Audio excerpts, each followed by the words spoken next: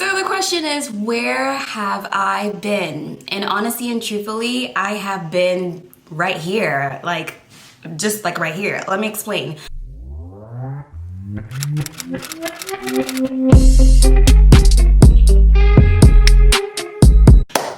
What's up guys, welcome back to my channel. This video I know has been so long overdue, and the question is, where have I been? I can explain. The answer is right here. I have been right here. Let me explain what I'm talking about. So if you do not know this already about me, I am also a preschool teacher, and with that being said, the new school year just began in September. Now for educators going back to work, there are many different methods. It could be through hybrid, in person, or via online, Zoom. Now in my case, I am now teaching online Zoom to preschool children, and it's basically like the whole entire curriculum has to be reimagined. So that is where my focus has been, just pretty much getting myself acclimated, getting also not only myself acclimated, but also my students acclimated to this new method, this new approach, this new way of learning. And as a result, my coding studies have fallen to the wayside. And I don't want to say that it's totally fallen to the wayside, but I have not been dedicating as much attention to it, as much effort to it as I would like to, and as I have been doing in the past. As a result, I have been lacking. I have not been keeping up with a lot of the projects that I had set up for myself. And you can even see that the 100 Days of Code Challenge. The 100 Days of Code Challenge, where is that at?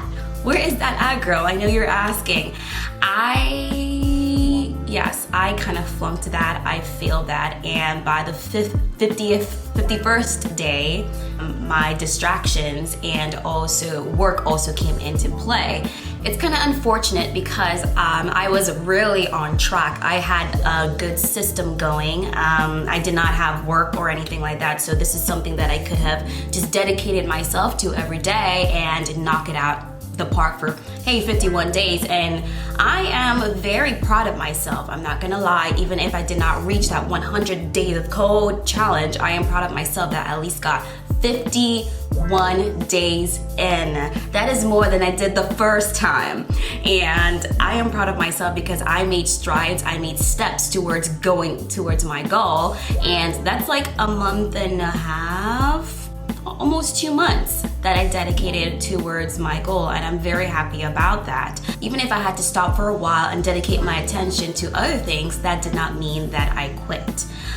So right now I'm here to say that yes, I am back. Your girl is back, and I'm going to share with you what has been really working for me to get myself in that mindset, to get myself back on track. So yes, let's get started with some tips that have been working for me and getting myself back in with coding. Number one, reorganize my schedule or reorganize my daily plan.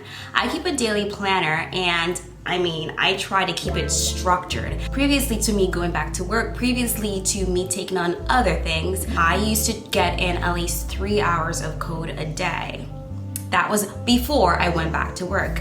However, when I started work again, I tried to continue doing that, to try to continue doing 3 hours a day. And I found myself many times not making that mark, or, work will spill into those three hours a day. So because of this, I became frustrated, and altogether, honestly and truthfully, I just put aside coding and allowed my other job to pretty much take over the whole entire day. I found that it's been working for me. Just getting in at least 1 hour or 2 hours a day has been helping me with my coding as well. Something else that I have found that really works for me is to pretty much just mapping it out.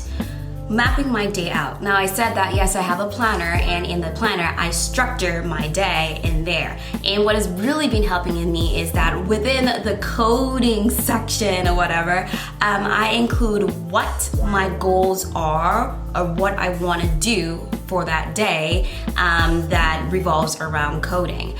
And for the most part, I have found myself just doing at least one goal that is achievable. I I have been adding to my plan. Just by doing that, I'm not overwhelming myself. And also by doing this, I am prioritizing what is important to me, what needs to get done. Just that one thing, it's a high priority in my planner. And I've even gone to the extent where I will write it down on a sticky note and paste it on my computer or place it on my calendar. So it's something that is there, something that pops up, something that I cannot get away from, and it holds its value and it's there as a matter of importance.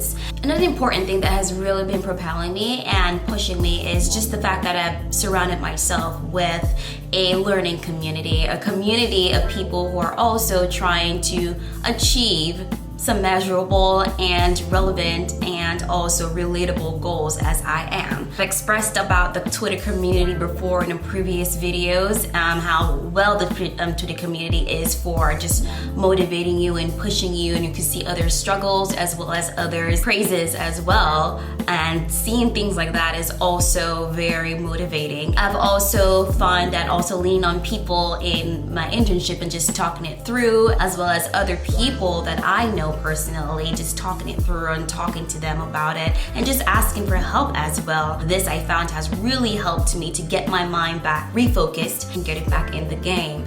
So I highly recommend just trying to purposely surround yourself with those people that you see want the same thing as you do as well. But yeah, one question of the matter is that do I plan on getting back into the 100 Days of Code challenge? And honestly and truthfully, I think it's a great challenge and it's something that I do see myself doing again. So yes, down the line, but for right now, I think I have to really find a way to balance my work as well as my study a little bit better. I am getting the hang of it right now, but I feel like I can do better. So I am going to try to do that a lot more and get back into the 100 days of coding further down the line.